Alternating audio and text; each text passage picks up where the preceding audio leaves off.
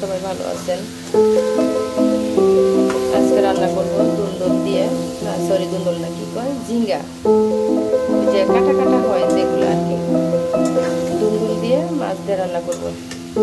রুই মাছ, রুই মাছ নিয়ে আসছিলাম। এই যে আলু, কি টমেটো আর মাছ একসঙ্গে রাখা হয়েছে।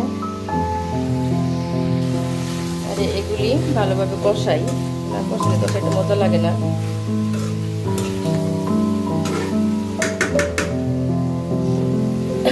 আমার অনেক দিন যাবত ঠান্ডা লাগছে, জ্বর ঠান্ডা, অনেক কথা বলতে পারতেছে না।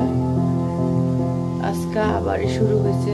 এই যে দেখছেন রোদ, প্রচুর পরিমাণ রোদ উঠছে আর অনেক গরম, সেই আগের মতো গরম শুরু হয়েছে, ঠিক আছে, প্রচুর গরম।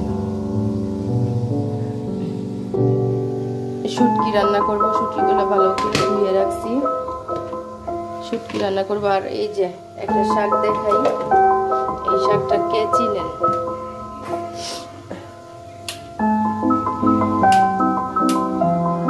এই যে এই শাকটা, এটা কি শাক, কোন দেশে কে কে করে, মানে কিভাবে চিনেন? আমরা এটা লুন্তি শাক বলি, লুন্তা শাক, মানে একটু ওই যে টক টক লাগে তো, আর অনেকে খেতা শাক বলে। তারপরে আর কত দেশের কত ভাষা আছে বলতে পারে, কিন্তু এই শাকটা আমার কাছে অনেক ভালো লাগে, মানে টক টক লাগে, এই কারণে আমার কাছে শাকটা অনেক মজা লাগে। তো কালকে বাজারে গেছিলাম, যাই দেখি এক কাকাই নিয়ে বসে আছে, তা আমি বেশি নিয়ে এক মোটা নিয়ে গেছিল। আর এদিকে আমার কষানো হয়ে গেছে, এখন জল দিয়ে দিব। পরিস না রে, পরিস না, এমনি অসুস্থ মানুষ। এই যে দেখছেন তেল বের হয়ে গেছে, ভালো করে কষানো হয়েছে, এখন ঝোল দেব। এই যে ঝোল দিয়ে দিলাম, বেশি দেব না, কারণ দুন্দুল পানি উঠতে পারে, এই কারণে বেশি দেব না, হয়ে গেছে, হইতে থাক। আর এদিকে আমার শাকটা রেডি করি, মাছগুলা দিয়ে দিব, তো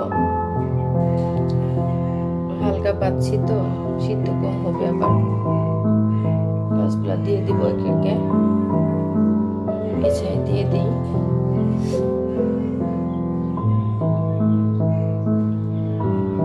টমেটোগুলো দিয়ে দিব। তরকারিটা আসলে দেখতে অনেক সুন্দর দেখা যাচ্ছে, হয়তো বা মজা লাগবে, এইভাবে রান্না করে খাবেন, আসলেই মজা লাগে। আসলে মানে নরম তরকারি তো, দুন্দুলটা নরম থাকে। আচ্ছা, দেখা হবে হওয়ার পর।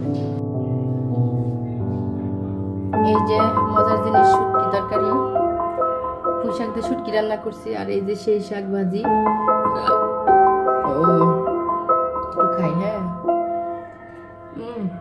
তরকারি কালারটা সেই হয়েছে, দেখছেন, অনেক সুন্দর হয়েছে। টক লাগে এই শাকটা,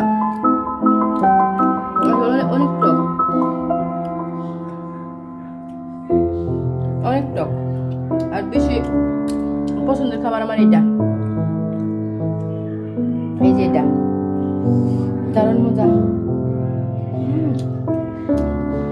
শুটকি হইলে আর আমার কিছু লাগে না, অনেক মজা। সবাইকে আল্লাহ হাফেজ।